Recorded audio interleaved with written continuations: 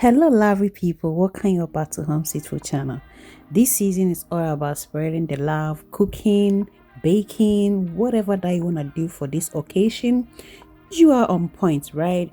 So in this video I'm going to share with you the easiest way you can cook your meat at the same time fry this meat when you need something simple for your guests before you start the day meal.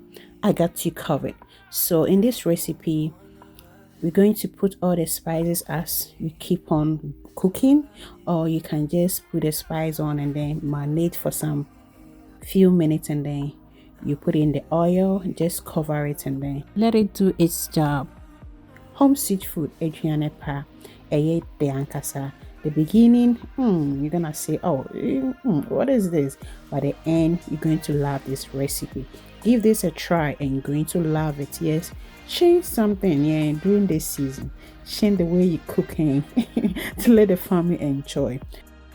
Thank you all for the support, and don't forget to subscribe to this channel for more cooking recipes. Love you all. Merry Christmas.